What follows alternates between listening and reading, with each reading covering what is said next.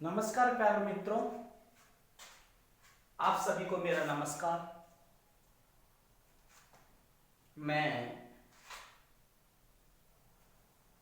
Reasoning bye Narendra Singh अपने YouTube channel पर आपका हार्दिक अभिनंदन करता हूं। तो यार, दरअसल अपने घड़ी का चैप्टर पढ़ रहे थे, क्लॉक पढ़ रहे थे, और उसमें अपने टॉपिक वाइज वीडियो अपने 4-5 भाग अपलोड भी हो चुके हैं। अपन ने इससे पहले 5 भाग कवर कर चुके हैं, जिसमें अपन ने मध्य डिग्री का कोण बनाना सीखा था, एक सिद्ध विपरीत सिद्ध समकोण, ये टाइप भी वहां से कवर की थी अपन ने। तो यार, दरअसल अपन हर चैप्टर में टॉपिक वाइज चल रहे हैं। पहले अपन टॉपिक को समझाते हैं, उसके बावजूद फिर नोट्स बनवाता हूं कि बच्चे को किसी भी प्रकार से कोई प्रॉब्लम नहीं हो, घर बैठकर आराम से पढ़ सके, बेझिझक पढ़ सके। पहले आराम से चीजों को समझो, फिर आराम से घर पे बैठ के उसे नोट्स बनाने में आपको बिल्कुल भी प्रॉब्लम नहीं होगी। क्योंकि यार, मैं पहले समझा रहा हूं फिर लिखवा रहा हूं, तो प्रॉब्लम तो क्रिएट होगी ही नहीं। और जितने भी आपके दोस्त हैं, आपके साथी हैं, आपके रिश्तेदार वगैरह हैं, जो भी NTPC, railway, group D, SSC, bank वगैरह, राजस्थान पुलिस है, इन सभी कॉम्पिटिटिव एग्जाम की अगर तैयारी कर रहा हो तो आप उसे इस चैनल से जुड़ने के लिए जरूर एडवाइस दीजिएगा, जिससे वो भी इस चैनल का एक बेहतरीन तरीके से फायदा उठा सके। हर चीजें कवर होगी, आपको हर चैप्टर का, हर टॉपिक का वीडियो मिलेगा, आप बस पढ़ते जाइएगा। तो अपन यार आज भाग नंबर 6 की चर्चा करेंगे, भाग नंबर 6। इससे पहले भाग 5 में वीडियो अपलोड कर चुका हूं, आज भाग नंबर 6 देखेंगे। जो भी छात्र नया जुड़ता है, चैनल को सब्सक्राइब करना तो बिल्कुल ही ना भूले भाई। और सब आपको कसम है कि कम से कम आप 5 ग्रुपों में तो शेयर किया ही करो। अगर आप मेरी वीडियो से पढ़ते हो,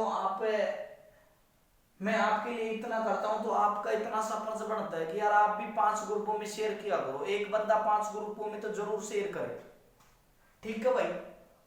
चलो, मैं अब देखिएगा भाग नंबर 6, इसमें अपन पढ़ेंगे सब दर्पण प्रतिबिंब की बात करेंगे।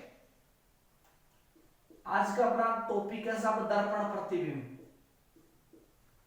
दर्पण प्रतिबिंब। आज अपन बात करेंगे दर्पण प्रतिबिंब की। किसकी बात करेंगे? दर्पण प्रतिबिंब की। एग्जाम में कई बार देखते हैं कि सब दर्पण प्रतिबिंब से भी रिलेटेड प्रश्न आ जाता है, कि एग्जाम में कई बार पूछ लिया जाता है कि साहब दर्पण प्रतिबिंब से रिलेटेड कई बार प्रश्न आता है एग्जाम में, कैसे सोल्व करें। पहले अपन एक बार इस प्रकार से ध्यान देना बोर्ड पे कि यार मेरा घड़ी का डायल इस प्रकार से होता है, यहां पे 12, 1, 2, 3, 4, 5, 6, 7, 8, 9, 10 और बोलो कितना होता है? 11। ऐसे ही होता है, क्योंकि अपन ने सभी के जीवन में घड़ी तो एक अहम चीज रही है, और घड़ी सभी ने देखी भी है भाई। तो मेरे भाई, अपना घड़ी का डायल इस प्रकार से होता है, सही है। और घड़ी में हमेशा ध्यान रखना, ये वाला जो भाग होता है ये तो बायां होता है, लेफ्ट होता है, और ये वाला जो भाग होता है ये दायां होता है। समझ लो बात को, ये लेफ्ट, ये क्या होगा? राइट। ये वाला भाग तो बायां होता है, ये वाला भाग कौन सा होता है? दायां। समझ लो। अब एक चीज हमेशा ध्यान रखना कि दर्पण प्रतिबिंब में क्या होता है कि साहब, जब भी अगर कोई आपसे दर्पण प्रतिबिंब पूछे, दर्पण का मतलब कांच या शीशा की बात कर रहा हूं मैं, तो यार अगर दर्पण प्रतिबिंब में हमेशा क्या होता है कि बायां वाला भाग तो बोलो खा नजर आता है, दाएं में खा नजर आता है, दाएं में। कि हमेशा ध्यान रखना कि दर्पण प्रतिबिंब, यानी अगर किसी भी चीज को अपन दर्पण में देखेंगे तो जो बायां है वो तो खा नजर आएगा दाएं में, और दायां खा नजर आएगा बाएं में। क्योंकि दर्पण प्रतिबिंब में हमेशा बायां वाला भाग बोलो कहां नजर आता है, दाएं में, और दायां वाला भाग कहां नजर आता है, बाएं में। हमेशा ध्यान रखना, जब भी आप शीशों में देखोगे तो बायां वाला भाग तो कहां नजर आएगा, दाएं में, और दायां वाला भाग है बाएं में। जबकि जल प्रतिबिंब में क्या होता है साहब, ध्यान से सुनो, कि जबकि जल प्रतिबिंब में क्या होता है कि साहब ऊपर वाला भाग तो बोलो कहां नजर आएगा, नीचे, नीचे वाला भाग कहां नजर आता है, ऊपर है, नीचे वाला भाग कहां नजर आता है, ऊपर। हमेशा ध्यान रखना है साहब, दर्पण प्रतिबिंब में तो बायां वाला भाग बोलो कहां नजर आता है, दाएं में, और दायां वाला भाग है बाएं में। जबकि जल प्रतिबिंब में बोलो ऊपर का कहां नजर आएगा, नीचे, और नीचे का बोलो कहां नजर आता है, ऊपर। कि साहब हमेशा ध्यान रखना है कि दर्पण प्रतिबिंब में बायां वाला भाग दाएं में नजर आता है, जबकि जल प्रतिबिंब में बोलो ऊपर वाला कहां नजर आता है, नीचे, और नीचे वाला ऊपर। हमेशा आपको एक चीजें ध्यान रखनी है, दर्पण प्रतिबिंब और जल प्रतिबिंब में आपसे कहे कि बोलो दर्पण प्रतिबिंब में बायां वाला भाग तो कहां नजर आएगा, दाएं में, और दायां वाला भाग है बाएं में। बोलो ऊपर नीचे चेंज होगा क्या, नहीं, ऊपर नीचे कोई परिवर्तन नहीं होता। समझ लो बात को, कि दर्पण प्रतिबिंब में ओनली बायां दायां चेंज होता है, ऊपर नीचे कोई चेंज नहीं होता। जबकि जल प्रतिबिंब में ऊपर वाला भाग तो कहां नजर आता है, नीचे, और नीचे वाला ऊपर। बोलो इसमें बायां दायां चेंज होता है क्या, नहीं, जल प्रतिबिंब में ओनली ऊपर नीचे चेंज होता है, बायां दायां कोई भी परिवर्तन नहीं होता। समझ लो बात को। तो ये चीजें आप हमेशा ध्यान रखना है कि सब दर्पण प्रतिबिंब में तो बायां वाला भाग कहां नजर आएगा, दाएं में, और दायां वाला भाग है बाएं में। मैं आपसे कहूंगी बताओ ऊपर नीचे चेंज होगा क्या, तो आप कहोगे कि सब नहीं, क्योंकि दर्पण प्रतिबिंब में ओनली बायां दायां चेंज होता है, जबकि ऊपर नीचे कोई परिवर्तन नहीं होता। जबकि जल प्रतिबिंब में बोलो ऊपर का भाग कहां नजर आता है, नीचे, और नीचे वाला कहां नजर आता है, ऊपर। बोलो जल प्रतिबिंब में बायां दायां चेंज होगा क्या, नहीं, क्योंकि जल प्रतिबिंब में ओनली क्या चेंज होता है, ऊपर नीचे, जबकि बायां दायां कोई परिवर्तन नहीं होता। इस बात का आप हमेशा ध्यान रखें। तो यार अपन घड़ी को देख रहे हैं कि अपना घड़ी में ये वाला भाग तो बायां होता है, ये कौन सा होता है, दायां। तो यार इसमें अपन देखें, देखिएगा कि ये घड़ी है, इसको अपन शीशे में देख रहे हैं साहब, किसमें देखेंगे भाई, शीशे में। तो यार आपको पता है कि शीशे में देखेंगे तो बायां वाला भाग तो दाएं में नजर आएगा, दाएं वाला भाग है बाएं में। बोलो 11 को शीशे में देखने पर तो क्या दिखाई देगा, 1। बोलो 11 को शीशे में देखने पर क्या दिखाई देगा, 1। बोलो 10 को शीशे में देखने पर है 2, दर्पण का मतलब शीशा ही तो होता है। बोलो 9 को शीशे में देखने पर क्या दिखाई देगा, 3। सही है, बायां दायां तो चेंज हो गई। बोलो 8 को दर्पण में देखने पर क्या दिखाई देगा, 4। बोलो 7 को शीशे में देखने पर क्या दिखाई देगा, 5। अरे हाँ है ना, कि आप खूब जानते हो कि सब दर्पण प्रतिबिंब में ओनली बायां दायां चेंज होता है, ऊपर नीचे कोई परिवर्तन नहीं होता। तो बोलो 11 को देखने पर क्या दिखाई देगा, 1। 10 को देखने पर है 2, 9 को शीशे में देखने पर है 3, 8 को शीशे में देखने पर है 4, और 7 को शीशे में देखने पर है 5। बोलो 1 को दर्पण में देखने पर है 11, 2 को देखने पर है 10, 3 को देखने पर है 9, 8 को देखने पर है 4, और बोलो 5 को देखने पर है 7, क्योंकि बायां दाएं में, दायां बाएं में।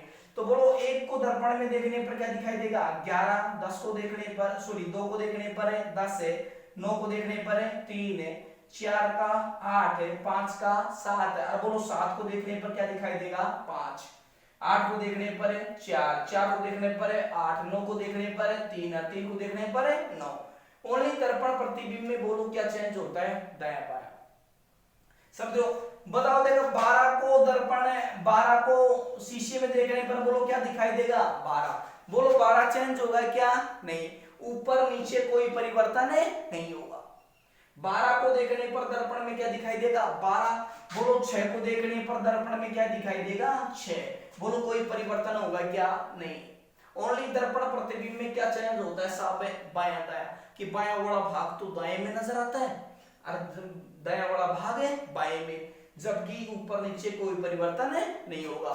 यानी 12 का शीशे में देखने पर क्या दिखाई देगा 12 और 6 को शीशे में देखने पर क्या दिखाई देगा 6। सही है, यानी कोई परिवर्तन नहीं होगा। अब साहब आपने ऐसे भी अगर किताबों में देखा होगा, कई गाइडों में आपने ये देखा होगा कि साहब यदि प्रश्न में दिया गया समय 11 बजे से कम का हो तो साहब 11:60 में से घटाओ। किसमें से घटाओ 11:60।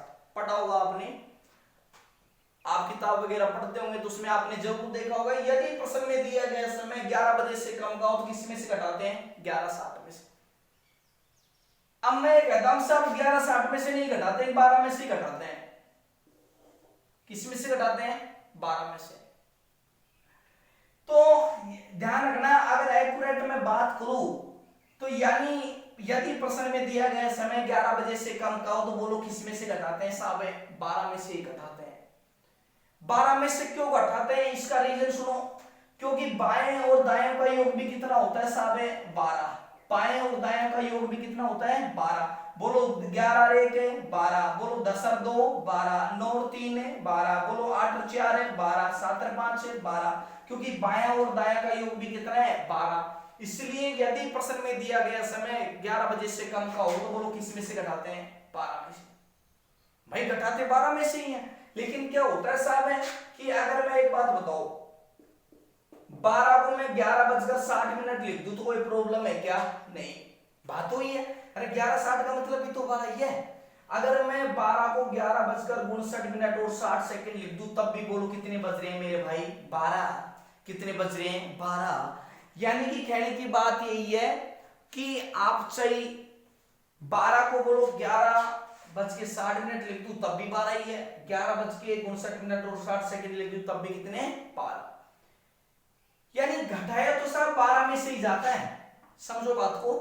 लेकिन क्या होता है क्योंकि यार 12 में से मैं घटाऊंगा तो मिनट उधार लेने में दिक्कत होगी, इसलिए मैंने बोलो 12 को क्या लिख दिया साहब 11:60। इसलिए 12 को क्या लिख दिया 11:60, क्योंकि यार 12 में से घटाऊंगा तो थोड़ी मिनट उधार लेने में दिक्कत होगी, इसलिए 12 को बोलो क्या लिख दिया साहब 11:60। कि 12 को किताबों में लिख दिया साहब क्या लिख दिया 11:60, क्योंकि मिनट उधार लेने के चक्कर में दिक्कत होगी, इसलिए बोलो क्या लिख दिया 11:60। नहीं एक्यूरेट देखा जाए तो सब 12 में से घटाया जाता है, लेकिन 11:60 का मतलब भी तो 12 ही होता है, इसलिए बोलो किस में से घटाते हैं 11:60।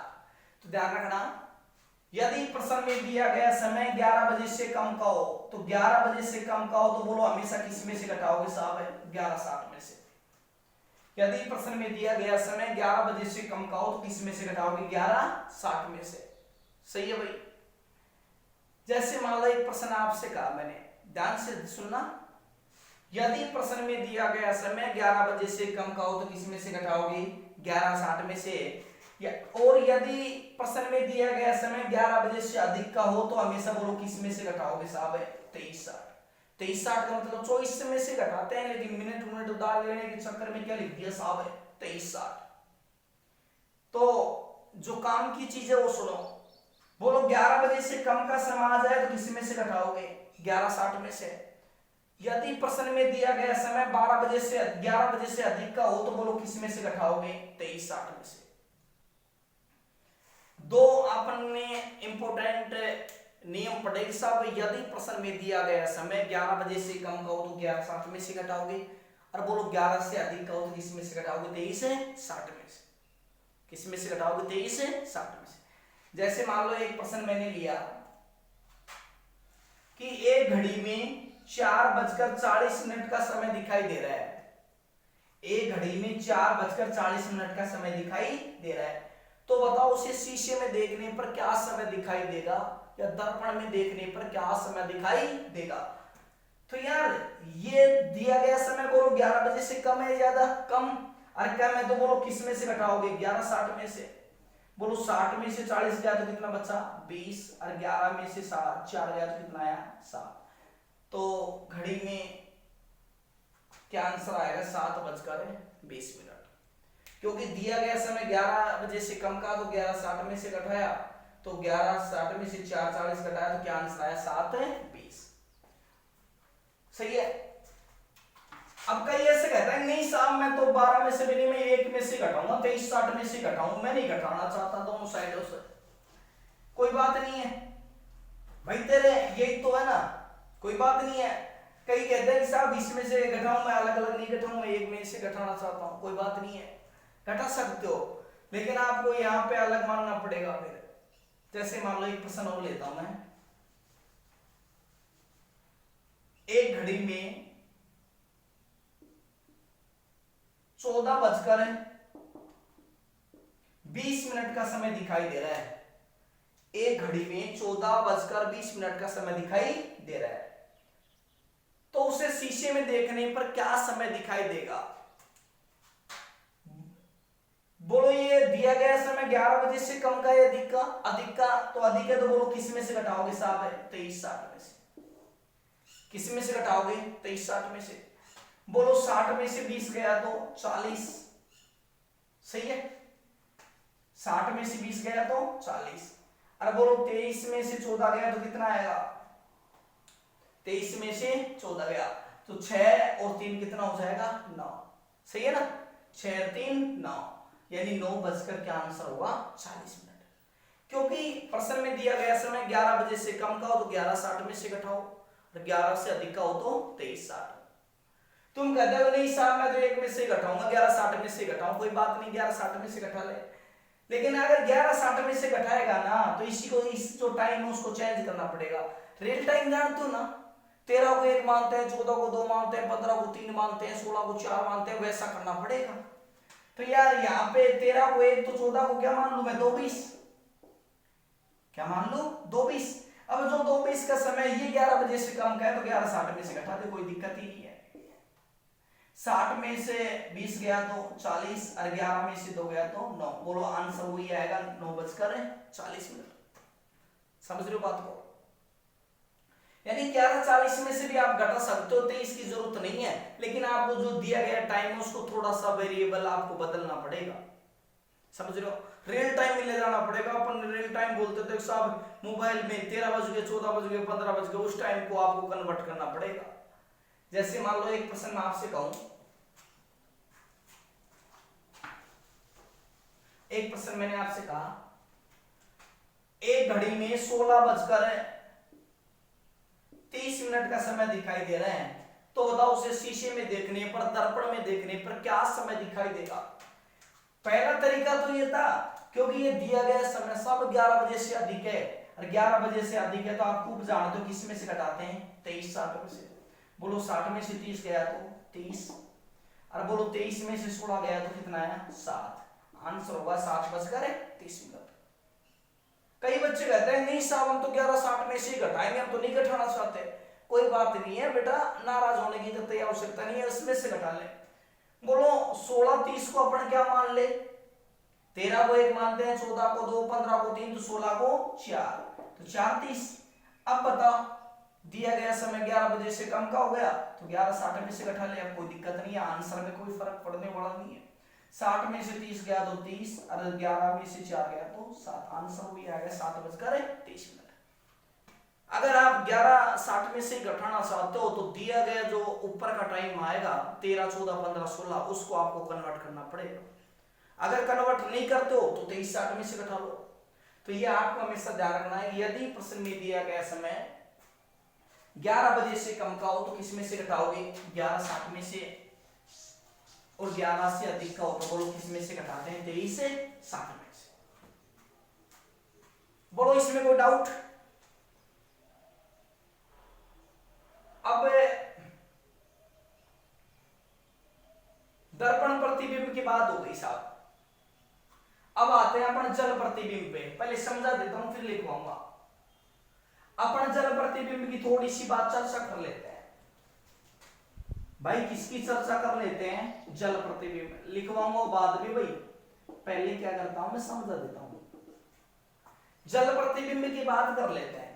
तो यार जल प्रतिबिंब में अगर अपन घड़ी के डायल के हिसाब से देखें तो यहाँ पे 12, 1, 2, 3, 4, 5, 6, 7, 8, 9, 10 और कितना होता है साहब है 11, ऐसा ही होता है। तो यार आपको बताया था कि जल प्रतिबिंब में कि दर्पण प्रतिबिंब में तो ओनली क्या चेंज होता है बायां दायां, जबकि ऊपर नीचे कोई परिवर्तन नहीं होता। जबकि जल प्रतिबिंब में साहब ऊपर वाला भाग तो कहां आएगा नीचे, और नीचे वाला भाग कहां चला जाएगा ऊपर, जबकि बायां दायां कोई चेंज नहीं होता। तो यार मैं आपसे कहूं कि साहब 11 का जल प्रतिबिंब क्या होगा, ध्यान से सुनना।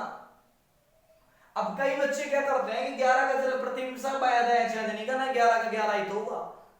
लेकिन बेटा गलत है, बिल्कुल गलत है, सरासर ध्यान रखना।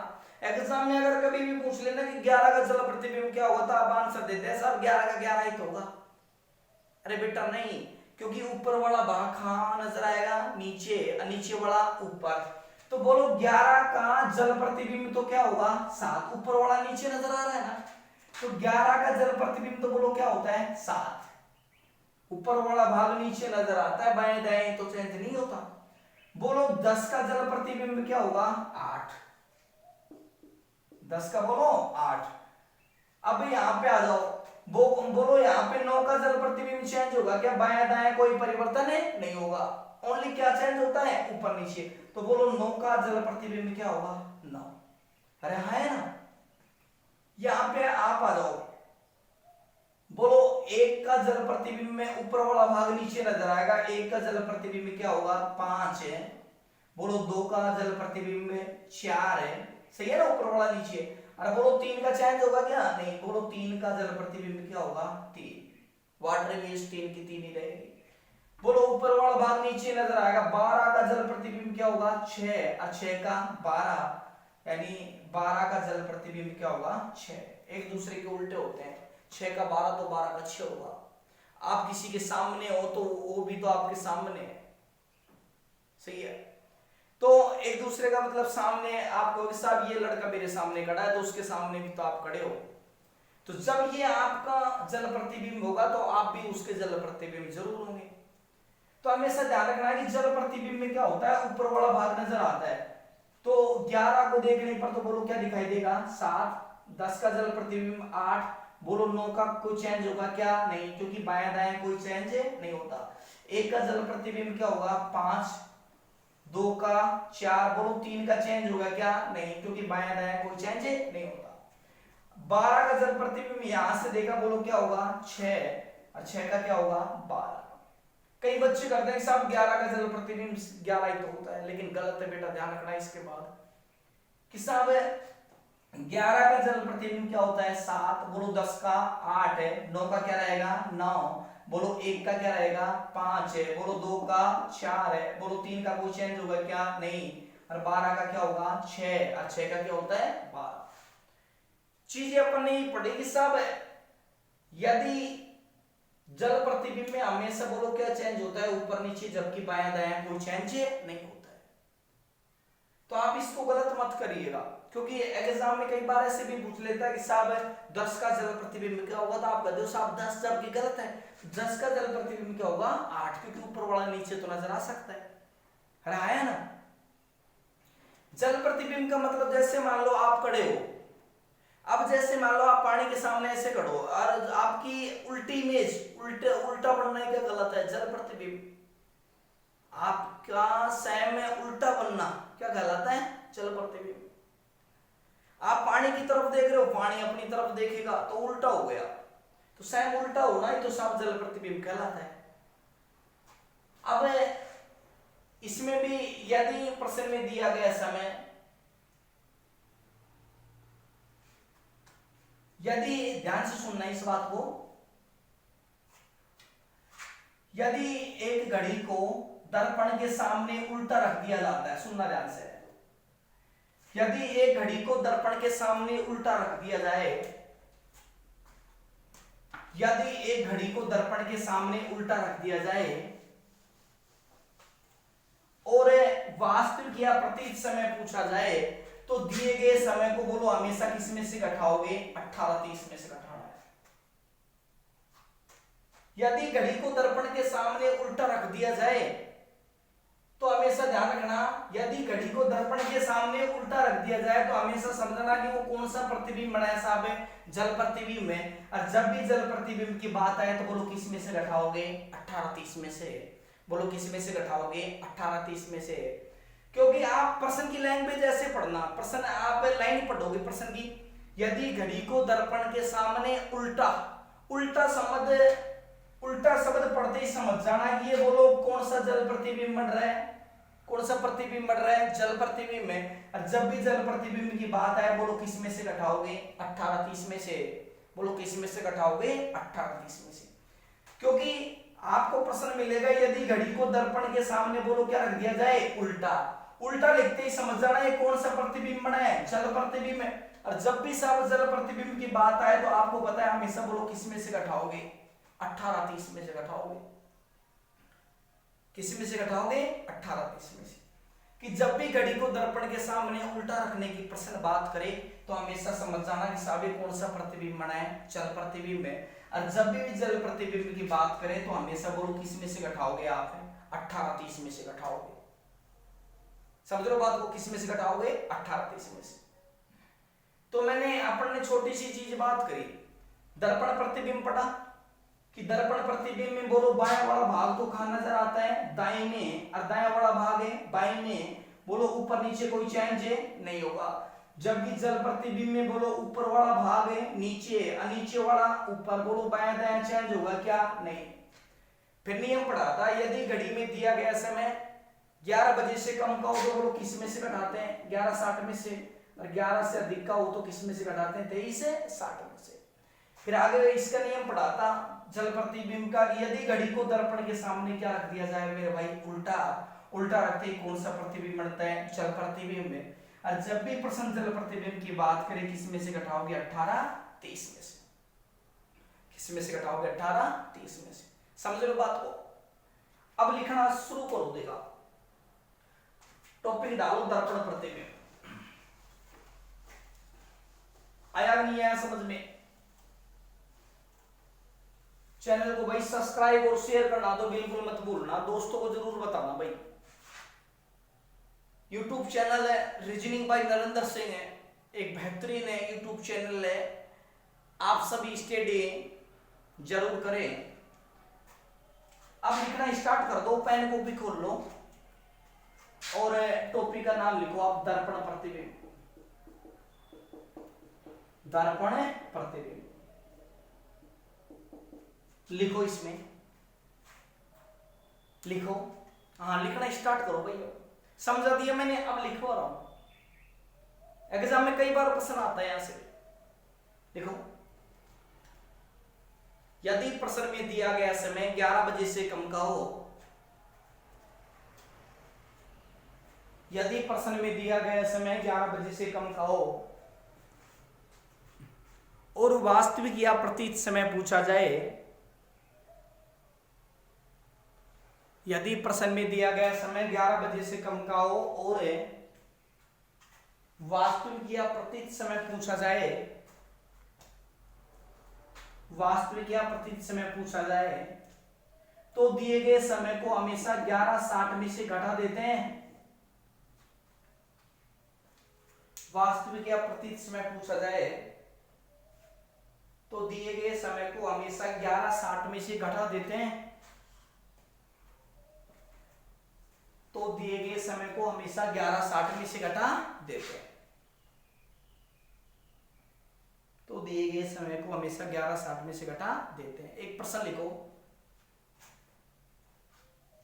एक घड़ी में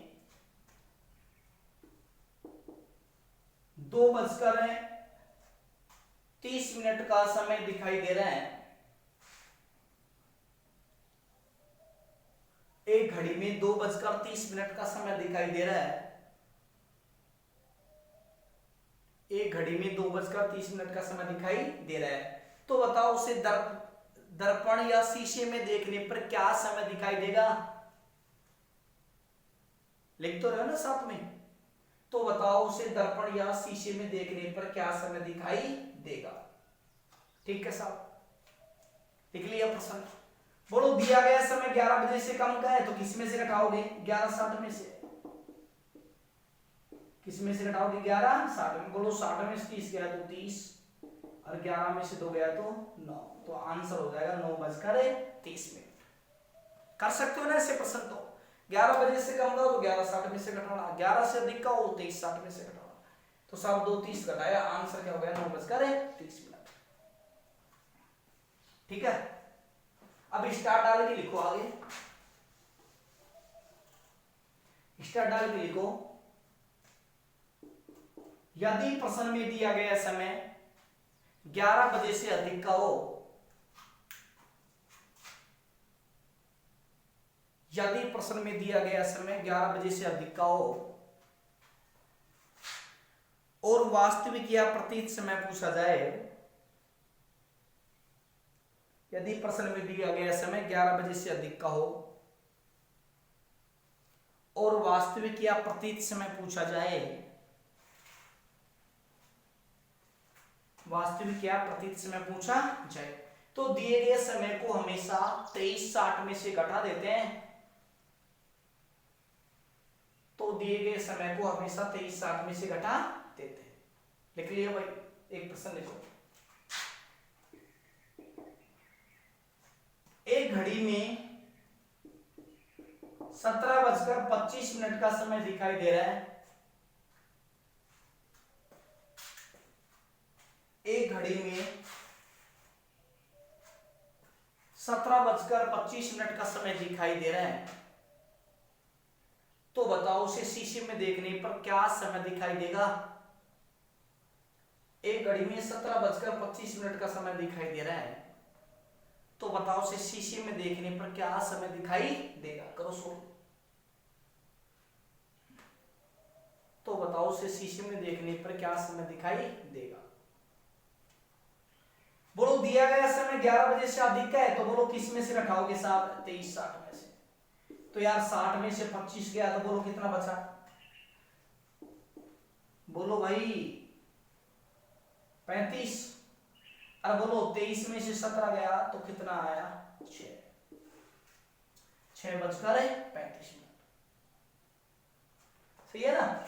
23:60 में 11 बजे से अधिक है, 23:60 में से घटाया तो 60 में से 25 गया तो 35 और 23 में से 17 गया तो 6, तो आंसर होगा 6:35 मिनट। कर लोगे कि 11 बजे से कम का समय तो 11:60 में से घटाओ और 11 से अधिक का हो तो 23:60 में से घटाओ, इसमें कोई प्रॉब्लम नहीं है। अब स्टार डाल के लिखो जल प्रतिबिंब, स्टार डाल के लिखो जल प्रतिबिंब, हाँ आगे लिखो स्टार डाल के कॉपी में जल प्रतिबिंब,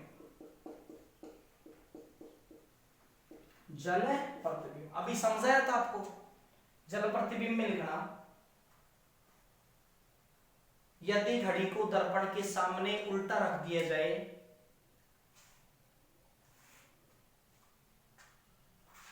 यदि घड़ी को दर्पण के सामने उल्टा रख दिया जाए, यदि घड़ी को दर्पण के सामने, जल प्रतिबिंब में लिखना, यदि घड़ी को दर्पण के सामने उल्टा रख दिया जाए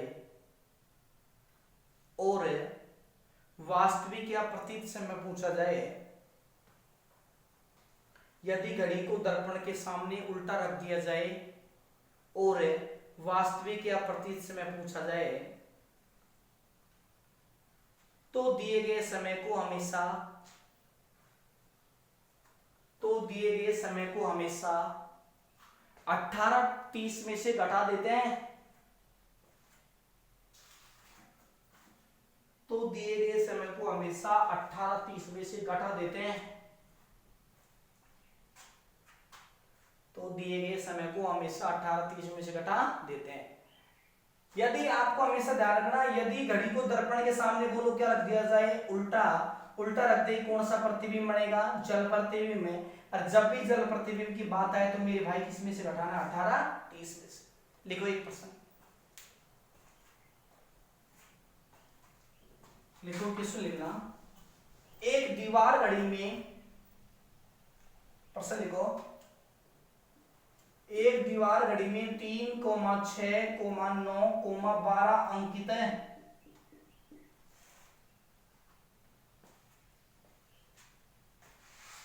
एक दीवार घड़ी में 3, 6, 9, 12 अंकित है।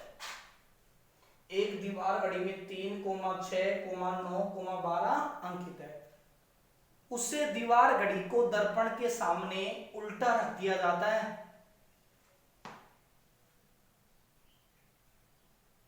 उसे दीवार घड़ी को दर्पण के सामने उल्टा रख दिया जाता है। उसे दीवार घड़ी को दर्पण के सामने उल्टा रख दिया जाता है। तो दर्पण में घड़ी का समय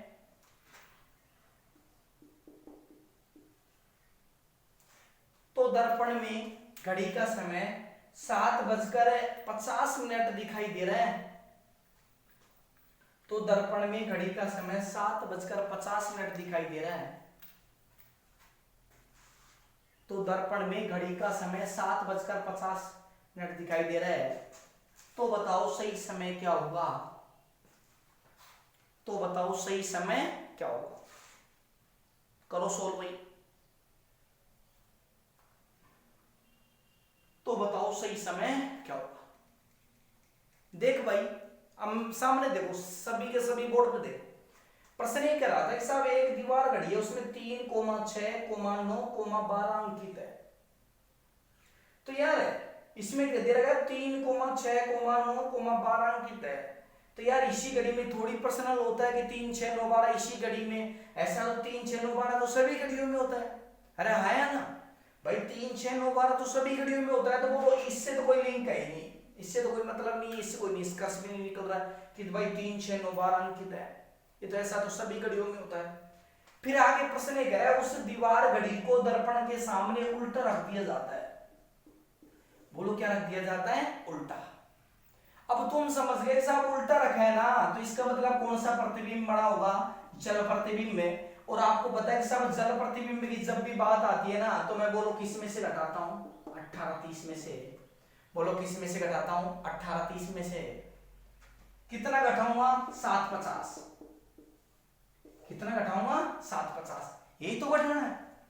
अरे आया ना, क्योंकि दर्पण घड़ी के सामने, सॉरी दर्पण के सामने घड़ी को उल्टा रखा तो जल प्रतिबिंब बना, और जल प्रतिबिंब की बात आई तो 18, 30 में से तो घटाना है। बोलो 30 में से 50 जा सकता है क्या? नहीं जा सकता। तो बोलो मिनट उधार कितनी ले ली मैंने? 60। सही है। जब इधर मैंने 60 मिनट उधार ले ली ना, तो यहाँ पे कितने घंटे हैं? 18। एक घंटे में 60 मिनट होती है। तो बोलो यहाँ पे अब कितने आवर्स हो जाएंगे? 17। बात सही है गलत है? वापिस आओ भाई, 30 में से 50 मिनट जा नहीं सकती, मैंने 60 मिनट उधार ले ली। जब 60 मिनट उधार ले ली तो इधर 18 घंटे थे, तो एक घंटे में 60 मिनट होती है, तो आवर्स कितने रह गए? 17। अब तुम करोगे गुरुजी 30 मिनट तो अपने पास पहले ही थी, 60 उधार ले ली, बोलो कितनी हो गई? 90। कितनी हो गई? 90। और 90 में से 50 गया तो मेरे भाई कितना बचा? 40। सही है, कितना बचा? 40। और यहाँ पे 17 में से 7 घटाया, 17 में से 7 घटाया तो कितना आया? 10। तो आंसर होगा 10:40। तो साहब घड़ी को दर्पण के सामने उल्टा करने पर आंसर आएगा 10:40। समझ लो बात? क्योंकि साहब 30 में से 50 जा नहीं सकता, 60 मिनट उधार ले ली, 60 और 30 90, 90 में से 50 गया 40, इधर 1 घंटा लेस हो जाएगा क्योंकि 60 मिनट गई, तो 17 में से 7 गया तो 10। तो आंसर होगा 10:40। समझ रहे हो? तो हमेशा ध्यान रखना कि दर्पण प्रतिबिंब में तो बायां दायां चेंज होता है, जबकि ऊपर नीचे कोई परिवर्तन नहीं होता। जबकि जल प्रतिबिंब में ऊपर वाला नीचे, नीचे वाला ऊपर है। बोलो बायां दायां चेंज होता है क्या? नहीं। फिर आपको बताया कि यदि 11 बजे से कम का समय हो तो किस में से घटाएंगे? 11:60 में से। 11 से अधिक का हो तो किस में से घटाएंगे? 23:60 में से। फिर जल प्रतिबिंब की बात करी तो आपको पता है यदि घड़ी को दर्पण के सामने क्या रख दिया जाए? उल्टा। उल्टा रखते ही कौन सा प्रतिबिंब बढ़ता है मेरे भाई? जल प्रतिबिंब में। और जब भी जल प्रतिबिंब की बात है किस में से घटाओगे? 18, 30 में से। समझ गए चीजों को? तो हम आपके लिए हर चीज अपडेट करते रहेंगे, डे बाय डे पढ़ाते रहेंगे। आप हमेशा कसम है आपकी कि आप वीडियो को ज़्यादा से ज़्यादा शेयर करें, चैनल को सब्सक्राइब करें, लाइक करें। अगर आपको किसी भी टॉपिक में, किसी भी वेरिएबल में, किसी भी कंपोनेंट में कोई भी प्रॉब्लम हो तो आप बेझिझक कमेंट कर सकते हो, हमें बताइए कि हमें यह प्रॉब्लम है। आपकी प्रॉब्लम के लिए हम बैठे हुए हैं, हर समस्या सोल्व करेंगे, लेकिन आप हमें निरंतर प्रोवाइड कीजिएगा। आप बताएं कि ये हमें चीज़ें समझ में नहीं आ रही, ये समझ में आ रहा है, वो चीज़ें आपके ऊपर है। आप हमें बताएं, हम बेहतर से बेहतर करना चाहते हैं। ओके, आज के लिए इतना ही काफ़ी। जय हिंद, जय भारत दोस्तों।